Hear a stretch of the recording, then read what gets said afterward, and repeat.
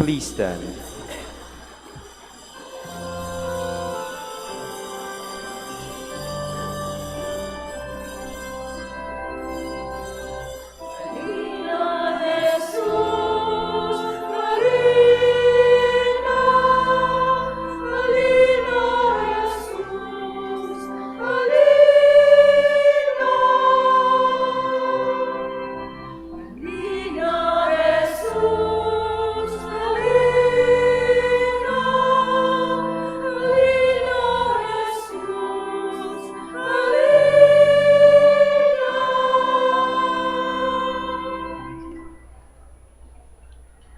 We are gathered in the name of the Father, and of the Son, and of the Holy Spirit. Amen. The Lord be with you. And with your spirit. Today we celebrate the second Sunday of Advent, and as we enter the second week of Advent, we hear a voice in our Gospel today crying out, "Repent, for the kingdom of heaven is at hand."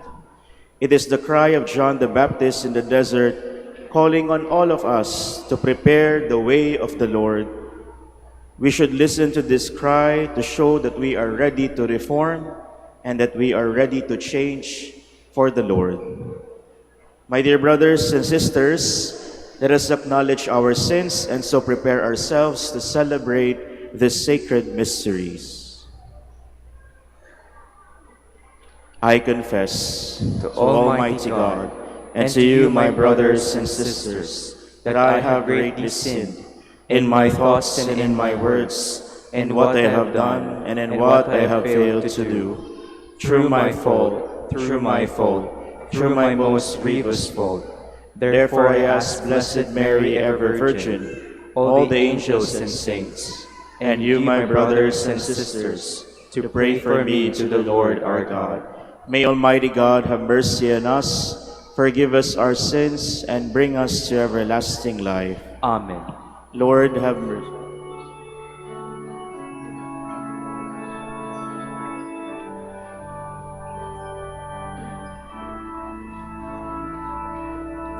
Panginoon, kaawaan mo kami.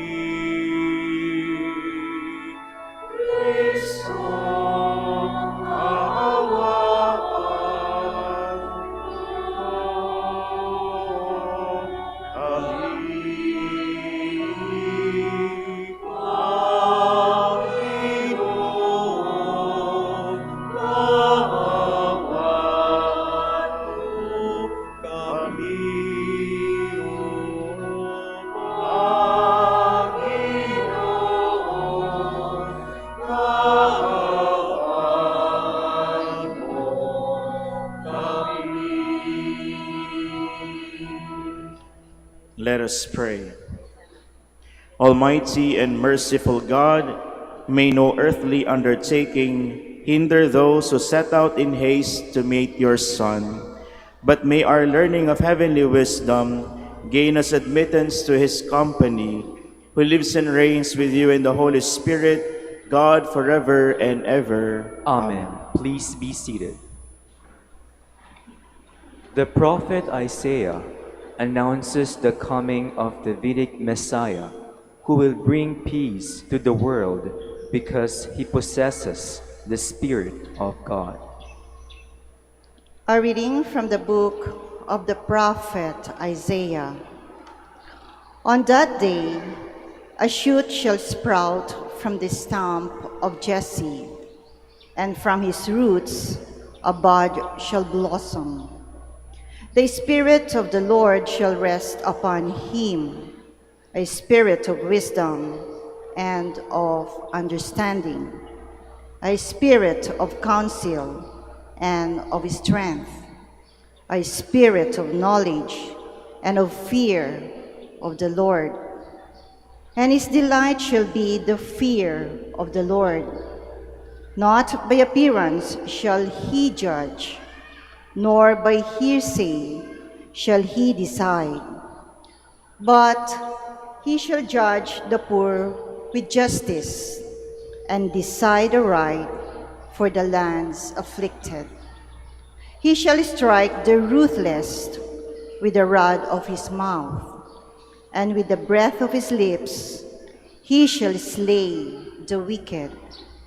Justice shall be the band around his waist, and faithfulness a belt upon his hips. Then the wolf shall be a guest of the lamb, and the leopard shall lie down with the kid. The calf and the young lion shall browse together, with a little child to guide them. The cow and the bear shall be neighbors, together their young shall rest. The lion shall eat hay like the ox, the baby shall play by the cobra's den, and the child lay his hand on the other's lair. There shall be no harm or ruin on all my holy mountain. For the earth shall be filled with knowledge of the Lord, as water covers the sea. On that day, the root of Jesse, set up as a signal for the nations, the Gentiles shall seek out, for his dwelling shall be glorious. The word of the Lord. Thanks be to God.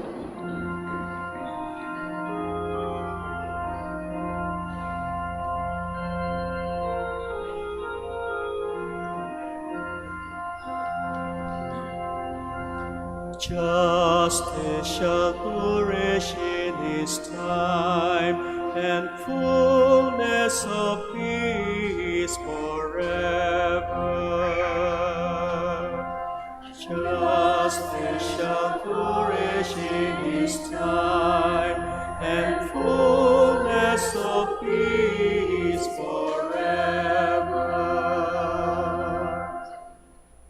O God, with your judgment endow the king, and with your justice the king's son. He shall govern your people with justice, and your afflicted ones with judgment.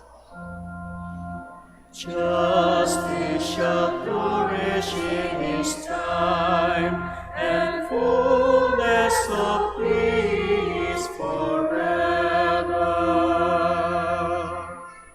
Justice shall flower in his days, and profound peace till the moon be no more. May he rule from sea to sea, and from the river to the ends of the earth. Justice shall flourish in his time, and fullness of peace forever. For he shall rescue the poor when he cries out, and the afflicted when he has no one to help. He shall have pity for the lowly and the poor. The lives of the poor he shall save. Justice shall flourish in his time, and fullness of peace forever. May his name be blessed forever. As long as the sun, his name shall remain. In him shall all the tribes of the earth be blessed. All the nations shall proclaim his happiness. Justice shall flourish in his time, and fullness of peace forever. Just as people of old waited patiently for the Savior, So Christians must wait for the return of the Lord Jesus. We must never be lacking in patience and hope. A reading from the letter of St. Paul to the Romans. Brothers and sisters, whatever was written previously was written for our instruction, that by endurance and by the encouragement of the Scriptures we might have hope. May the God of endurance and encouragement grant you to think in harmony with one another, in keeping with Christ Jesus, that with one accord you may, with one voice, glorify the God and Father of our Lord Jesus Christ. Welcome one another then, as Christ welcomed you, for the glory of God.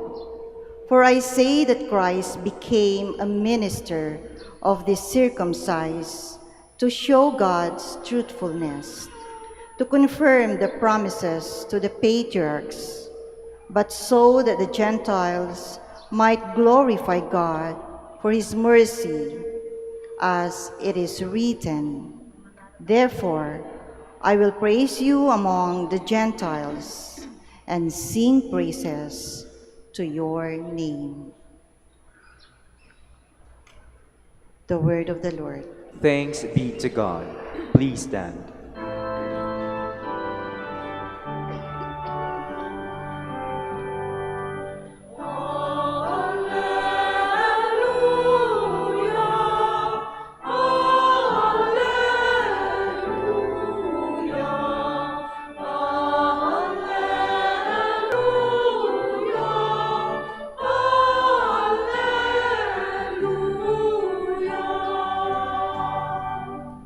Prepare the way of the Lord, make straight his paths. All flesh shall see the salvation of God.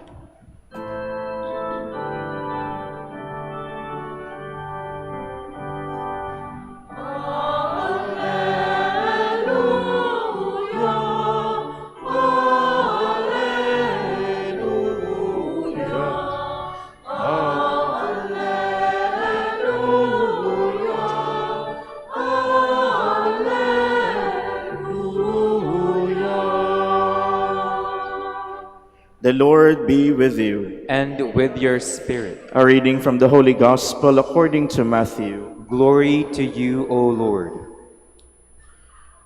John the Baptist appeared preaching in the desert of Judea and saying, "Repent, for the kingdom of heaven is at hand." It was of him that the prophet Isaiah had spoken what he said, "A voice of one crying in the desert, prepare the way of the Lord, make straight his paths." John wore clothing made of camel's hair and had a leather belt around his waist.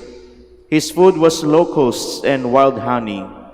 At the time, Jerusalem, all of Judea, and the whole region around the Jordan were going out to him and were being baptized by him in the river Jordan as they acknowledged their sins.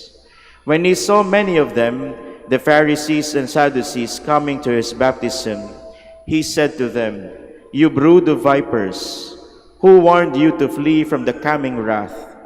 Produce good fruit as evidence of your repentance, and do not presume to say to yourselves, 'We have Abraham as our father.'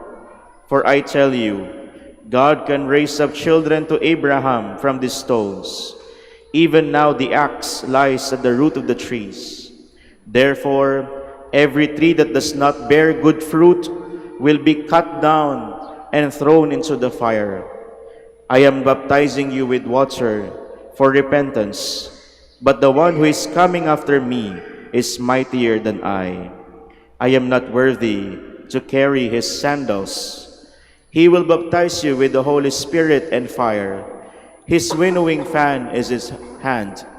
He will clear his threshing floor and gather his wheat into his barn, but the chaff he will burn with unquenchable fire." My dear brothers and sisters, the Gospel of the Lord. Praise to you, Lord Jesus Christ. Please be seated. My dear brothers and sisters, last week po, I was blessed to join our brothers in Indonesia for the opening of our new convent. So kami po ay nagpunta sa Surabaya, Indonesia. And as you know, when a Filipino goes abroad, kapag ang isang Pilipino ay pumunta sa abroad, meron at the back of his mind after magpasyal-pasyal, maglakad-lakad, pumunta sa mga pasyalan sa iba't ibang bansa, meron sa ating isipan ang bumabalik at bumabalik. Kahit anong bansa pong puntahan ko, palaging ito yung thought ko pag pauwi na ako ng Pilipinas. Sasabihin ko sa isip ko, sana meron nun sa Pilipinas. Sana meron nito sa Pilipinas. Kasi makikita ko po, organized airports, efficient public transportation, may train, ang gaganda ng taxi nila, affordable yung presyo sa Indonesia ng pagkain. Napapaisip ako at sabi ko, ang Pilipinas kaya, ano na? And after saying this, mapapasabi na lang ako, wala na eh. Sobrang nanunuot na ang korupsyon sa Pilipinas. Wala na. Wala nang pag-asa. At babalik na lang tayo sa Pilipinas na parang tanggap na lang natin. Na para bang wala nang pag-asa. And this, my dear friends, is what limited vision looks like. No? Because it doesn't only apply or happen when we compare countries. No? Sometimes we also apply it to ourselves. When we look at ourselves and we see the same sins that we commit, at sasabihin natin, eto na ako eh. Di ko na kayang magbago. Eto na ako. Wala nang pag-asa.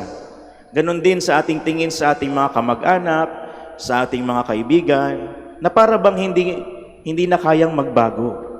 Ang tingin natin, ganyan na yan eh. Wala nang chance magbago yung tao na yan. Ganyan na yung mga korap na yan. Hindi na yan magbabago. Ganyan na yan sila.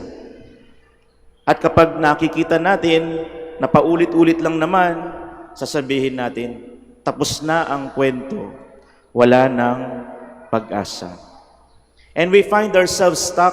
Sasabihin nyo, Father, kaaga-aga, bakit ganito ang ating homily? Napaka-negative naman yata. Wait lang po. Sa ating first reading, maririnig natin ang stump of Jesse. Ano po ba ang stump? Okay. Ito po yung puno. Kapag malaking puno, pag pinuto lang puno, may maiiwan siya. Yung pinaka-root niya. At kapag nakita nyo yung puno na yun, masasabi nyo, tapos na ang kwento ng punong ito. Mamamatay na lang ang punong ito dahil pinutol na nga eh. At maraming magsasabi, tapos na, patay na, wala nang tutubo dito. At yung stump of Jesse, yun po ang itsura o yung comparison or analogy ng Biblia, ng Scriptures, sa sitwasyon ng Israel nung panahon na iyon. Israel felt like that stump. They were defeated, they were scattered, they were spiritually dry. They thought they have lost hope already. Yung inaantay nilang Mesiya, para bang wala namang dumadating. Na-conquer pa nga sila, natalo ng mga kalaban. Sila'y nagkawatak-watak. At dahil nagkawatak-watak sila, naisip nila, wala na ito. Wala nang pag-asa. But the first reading from the prophet Isaiah tells us, a shoot will sprout from the stump of Jesse. Yung akala nating stump na patay na wala nang pag-asa, a shoot shall sprout.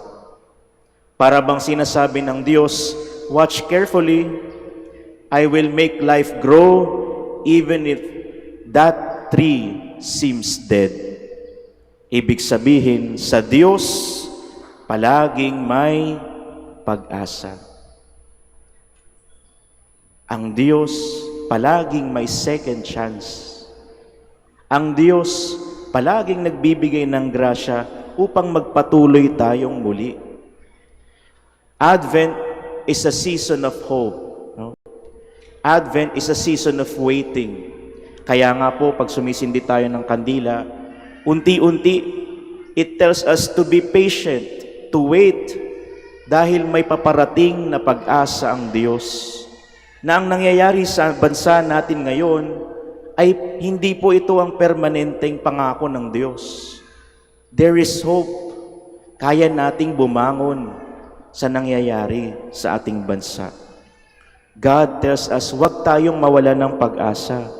May paparating na good news. May darating. May Mesiyas na magliligtas sa atin. Kaya nga napakaganda po yung kantang tuloy na tuloy pa rin ang Pasko, di po ba? Sabi dun sa kantang ito, no? O bakit kaya tuwing Pasko ay dumarating na? Ang bawat isa'y para bang namomroblema. Di mo alam ang regalong ibibigay, ngayong kay hirap na nitong ating buhay. Sasabihin ng aking mga batchmates na mga pari, mga seminarista, sabi nila, Father, parang ibang-iba na ang Pasko ngayon. Parang hindi masyadong nagsiselebrate ang tao. Sabi ko, baka walang pera. O baka naman dahil nawalan na tayo ng saya dahil sa mga nangyayari sa ating bansa. Pero hindi. Dapat wag tayong magpadala. Wag tayong magpadala dito sa problemang ito. Bagkus tayo mismo ang gumalaw. Tayo mismo ang magbago. Tayo mismo ang magdala ng pag-asa dito sa Pilipinas. Kaya nga tatanungin doon sa ating kanta, meron pa kayang caroling at Noche Buena? Ngayon tayo'y kapos at wala namang pera. Pero pagdating sa chorus ng kanta, anong sabi? Tuloy na tuloy pa rin ang Pasko. Bakit? Sapat nang si Jesus ang kasama mo. Tuloy na tuloy pa rin ang Pasko. Si Jesus ang pag-asa nating lahat. Na kahit may problema, alam natin na hindi tayo pababayaan ng Diyos. At yun po ang sinasabi sa ating pangalawang pagbasa. Sabi po dito, tinawag po ni San Pablo ang Diyos, the God of endurance and encouragement. The God of endurance and encouragement. Ano pong ibig sabihin? Ang Diyos na hindi napapagod. Ang Diyos na nagsasabi sa ating huwag mawalan ng pag-asa. The God of endurance is the one who gives us the grace to endure the problems and trials of our life. The God of encouragement encourages us through the scriptures to have hope. Huwag mawalan ng pag-asa. Huwag basta-bastang sumuko. God gives us the grace to give a second chance. Kaya kung may mga kamag-anak kayo na para bang wala ng pag-asang magbago, huwag po kayong mawalan ng pag-asa. Huwag niyo pong hayaan na mawala yung tiwala niyo sa taong iyon. Bagkus patuloy ninyong i-encourage, patuloy ninyong ipagdasal yung tao na iyon. At sa sarili din natin, akala natin wala na tayong pag-asang magbago. Tayo din ay binibigyan ng grasya ng Diyos para magbago. Kaya nga ang sinasabi sa ating ebanghelyo ngayon, sinasabi ni San Juan Bautista, repent, for the kingdom of heaven is at hand. Magbago na tayo. Huwag na tating hintayin pa ang pagdating ng Panginoon at doon lang tayo magbabago. Ngayon na, habang hinahanda natin ang ating sarili sa darating na Pasko, sa darating na pagdating ng ating Panginoon, ihanda na natin ang daan ng Panginoon by being the change. Tayo mismo ang magbago. Ibig sabihin, walang problema na hindi kayang lagpasan. Walang attitude na hindi kayang baguhin. Ang Diyos ay magbibigay ng grasya sa atin. Ang kailangan lang natin ay humingi ng tulong sa Diyos. Kaya nga sabi din sa ating mga pagbasa, ask and you will receive. Seek and you shall find. Knock and the door will be open to you. Hingin mo sa Diyos ang kailangan mo para magbago. Hingin mo sa Diyos ang kailangan ng bansa. Huwag tayong mawalan ng pag-asa at sabihin, wala na tapos na. Kaya kung may problema man tayong kinakaharap sa ating buhay, please remember that we have a God who encourages us. That we have a God who tells us to endure, to persevere, to be patient, because He has a promise. Ano po yung pangako ng Diyos? God will always be with us. He is the Emmanuel. God is with us. Kasama natin ng Diyos. Kaya huwag tayong pong mawalan ng pag-asa sa ating bansa. Huwag tayong mawalan ng pag-asa sa ating mga sarili dahil kaya po natin ito dahil ang Diyos ay nasa sa atin. Kung ang Diyos ay nasa sa atin, sino ba ang makakatalo sa atin?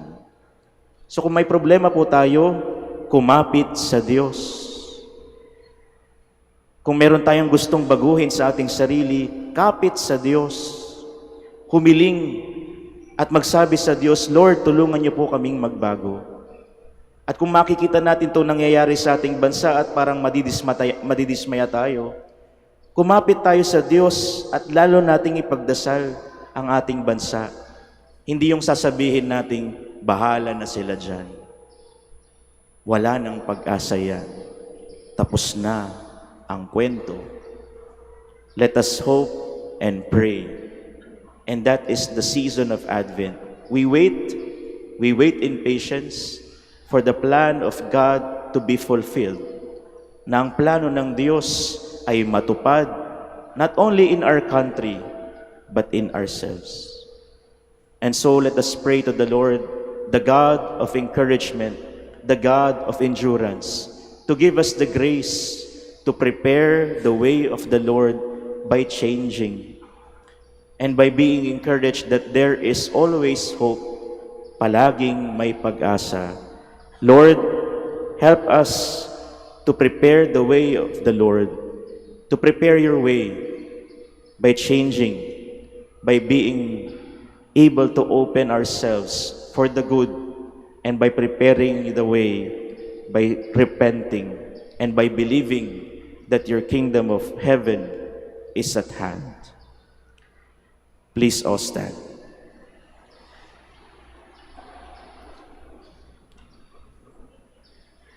Let us profess our faith. I believe in one God, the Father Almighty, maker of heaven and earth, of all things visible and invisible. I believe in one Lord Jesus Christ, the only begotten Son of God, born of the Father before all ages, God from God, light from light, true God from true God, begotten not made, consubstantial with the Father. Through him all things were made. For us men and for our salvation, he came down from heaven, and by the Holy Spirit he was incarnate of the Virgin Mary and became man. For our sake he was crucified under Pontius Pilate. He suffered death and was buried, and rose again on the third day in accordance with the Scriptures. He ascended into heaven, and is seated at the right hand of the Father. He will come again in glory to judge the living and the dead, and his kingdom will have no end. I believe in the Holy Spirit, the Lord, the giver of life, who proceeds from the Father and the Son, who with the Father and the Son is adored and glorified, who has spoken through the prophets. I believe in one holy, Catholic, and Apostolic Church. I confess one baptism for the forgiveness of sins, and I look forward to the resurrection of the dead and the life of the world to come. Amen. Let us pray to the Father that He may move our hearts to repent, for the kingdom of heaven is at hand. May He help us prepare ourselves for His Son's coming with the spirit of humility, of repentance and of confidence in His mercy. For every petition we shall say, Father, grant us repentant hearts. Father, grant us repentant hearts. For the Church, may Pope Leo, bishops, priests, deacons, and lay faithful prepare for the Savior's coming in the spirit of repentance and love. We pray. Father, grant us repentant hearts. For all public servants, may they bear good fruit expected by the Lord through prompt and faithful service to their constituents and through their simple and honest living. We pray. Father, grant us repentant hearts. For all those who work for the promotion of peace and end of conflicts, may they draw inspiration in being called children of God. We pray. Father, grant us repentant hearts. For all of us gathered today, may we work out our salvation in humility and trust, relying on the grace of the Lord rather than in our own strength. We pray. Father, For our departed loved ones, may they enjoy eternal communion with the angels and saints in heaven. We pray. Father, grant us repentant hearts. Let us pray for the intentions of this Mass, for the intentions of the devotees of Our Lady of the Rosary of Manaoag, and our personal intentions. We pray. Father, grant us repentant hearts. May we also pray for those people whom we have promised to pray for, mga taong pinangakuan po nating ipagdarasal. Let us pray to the Lord. Father, grant us repentant hearts. God our Father, move our hearts toward repentance, that we may become worthy recipients of your communion and salvation. We ask this through Jesus Christ our Lord. Amen. Please be seated.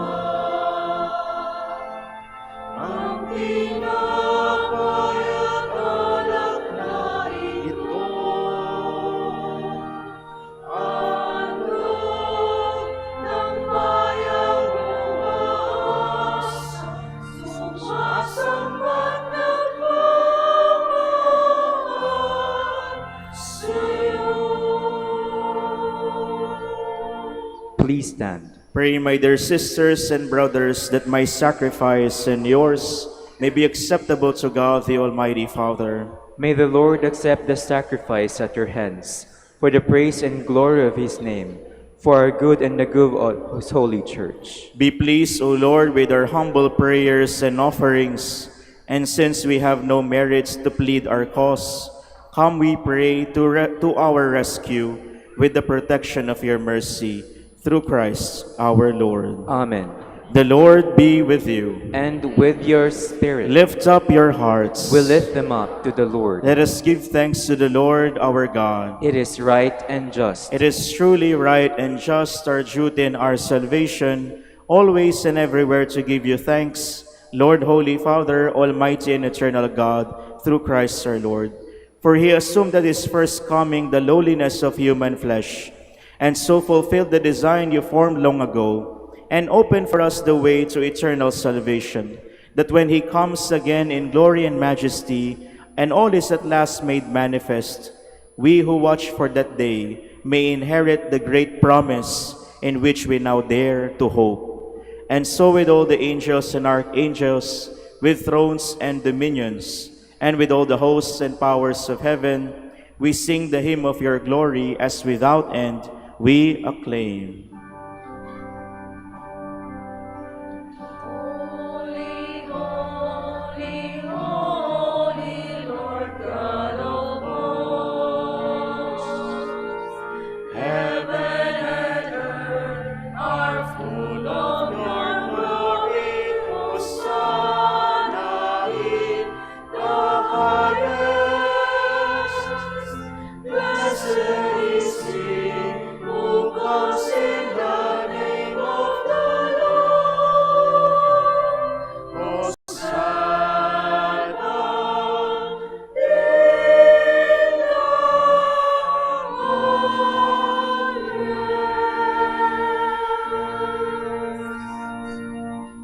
Please kneel. You are indeed holy, O Lord, the fount of all holiness. Make holy, therefore, these gifts, we pray, by sending down your Spirit upon them like the dewfall, so that they may become for us the body and blood of our Lord Jesus Christ. At the time he was betrayed and entered willingly into his passion, he took bread, and giving thanks, broke it, and gave it to his disciples, saying, "Take this, all of you, and eat of it, for this is my body, which will be given up for you."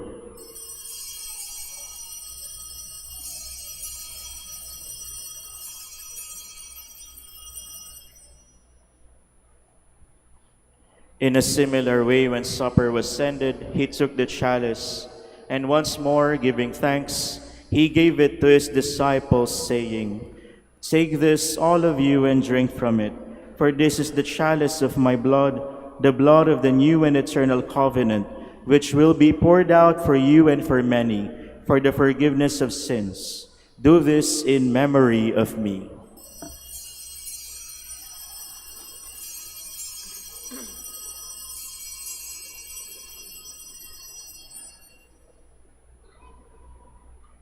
The mystery of faith.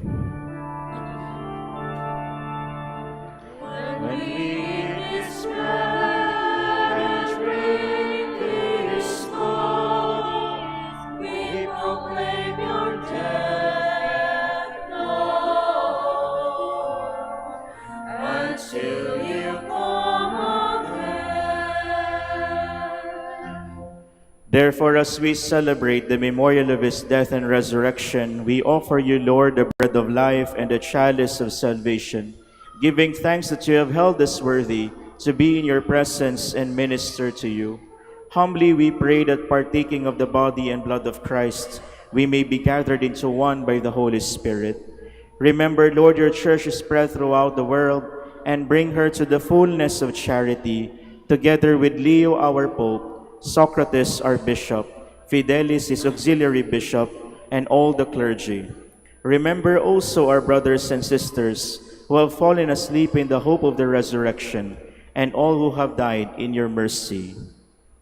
Welcome them into the light of your face. Have mercy on us all, we pray, that with the Blessed Virgin Mary, Mother of God, with blessed Joseph, her spouse, with the blessed apostles and holy martyrs, our Holy Father, Saint Dominic de Guzman, and all the saints who have pleased you throughout the ages, we may merit to be co-heirs to eternal life, and may praise and glorify you through your Son, Jesus Christ.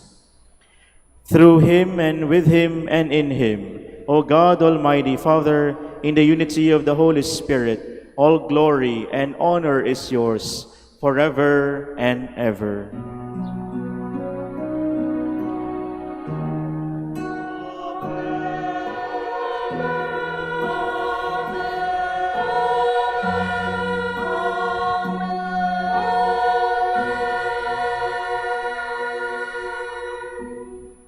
Please stand. At the Savior's command and formed by divine teaching, we dare to say,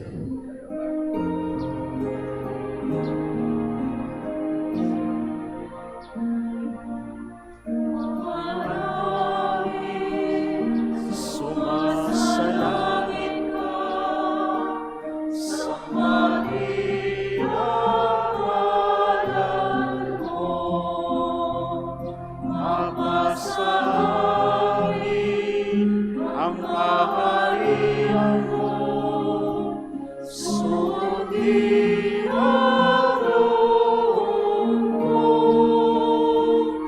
Diyos sa lupa, aralang sa langit, bigyan mo po kami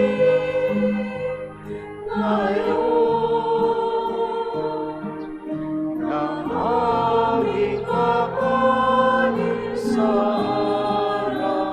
araw-araw at patawarin mo sa aming mga sala, para lang mapatawad namin sa nagkakasala sa amin. At huwag mo kaming ipahintulot sa tukso, at iadya mo kami sa lahat ng masama. Deliver us, Lord, we pray, from every evil. Graciously grant peace in our days, that by the help of your mercy we may be always free from sin and safe from all distress, as we await the blessed hope and the coming of our Savior, Jesus Christ. Sa'yo ang kaharian, kapangyarihan at kabutihan, ngayon at magpakailanman. Ngayon at magpakailanman.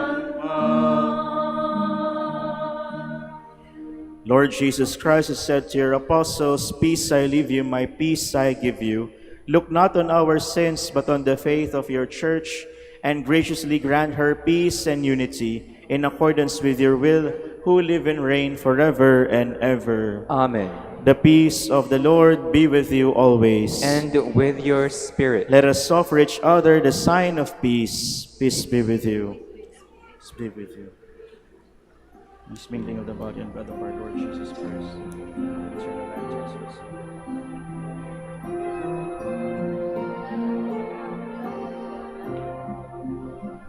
Lord Jesus Christ, Son of the living God. You take away the sins of the world. Have mercy on us. Lamb of God, you take away the sins of the world.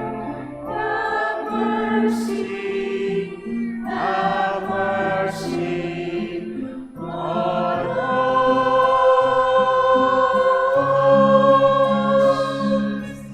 Lamb of God, you take away the sins of the world. Grant us peace. Grant us peace. Please kneel.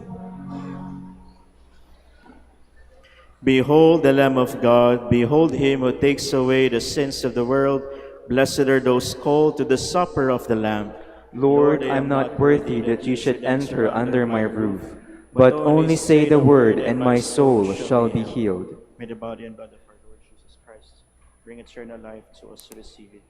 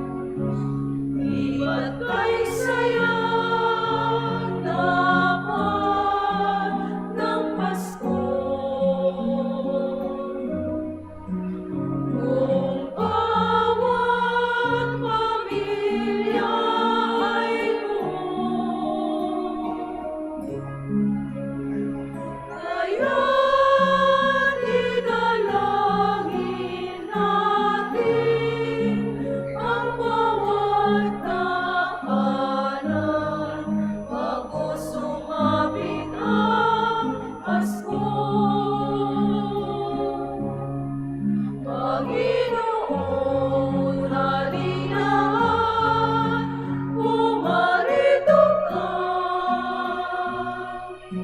Sagipin mo ang bayang, ikaw ang pag-asa. Gabay ng mga mahihirap. Panginoon, iligtas mo ang iyong bayan. Panginoon, halina, pumarito ka. Sagipin mo ang bayan, ikaw ang pag-asa. Gabay ng mga mahihirap. Panginoon, iligtas mo ang iyong bayan. Panginoon, iligtas mo ang iyong bayan.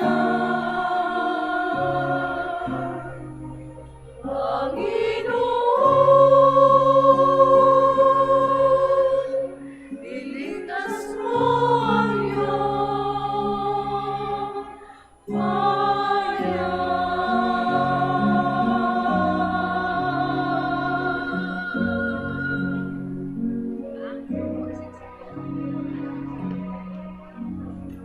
Please stand.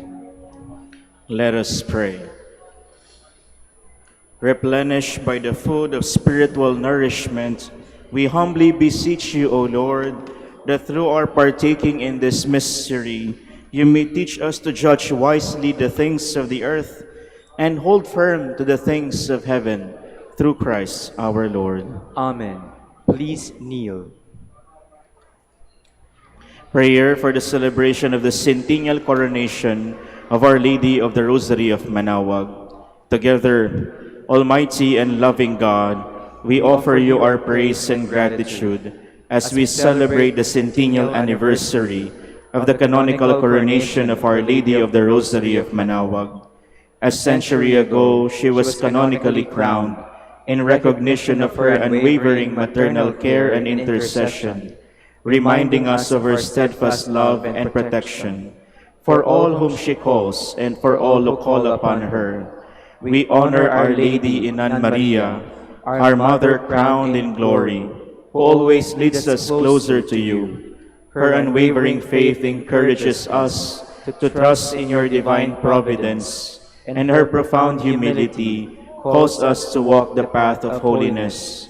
In the footsteps of your only begotten Son, and her beloved Son, Jesus, our Savior.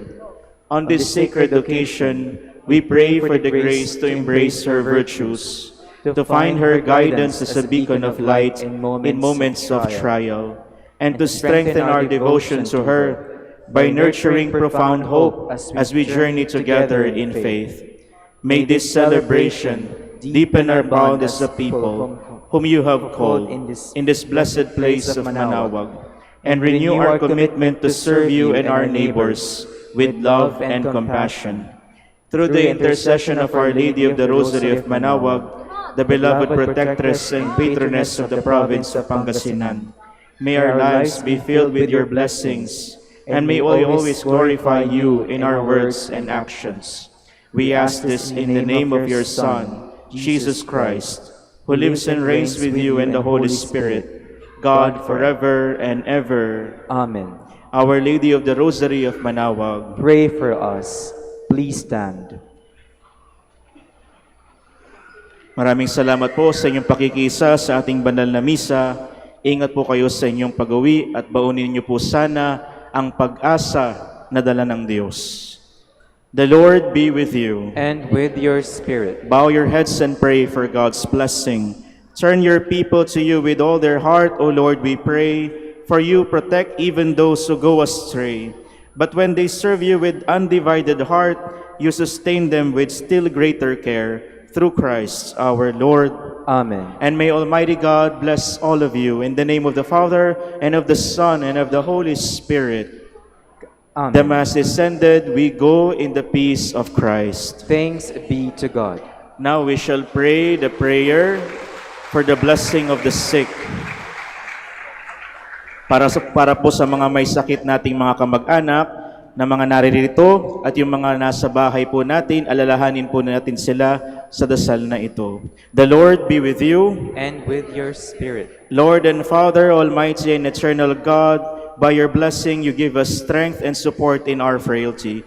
Turn with kindness toward our sick brothers and sisters, free them from all illness and restore them to good health, through the intercession of Our Lady of the Rosary of Manaoag, so that in the sure knowledge of your goodness, they will gratefully bless your holy name. We ask this through Christ our Lord. Amen. Now for your religious articles, rosaries, and other candles, blessed be your name, O Lord. You are the fount and source of every blessing. You look with delight upon the devout practices of the faithful. Draw near, we pray, to these your servants, as they use the symbols of their faith and devotion.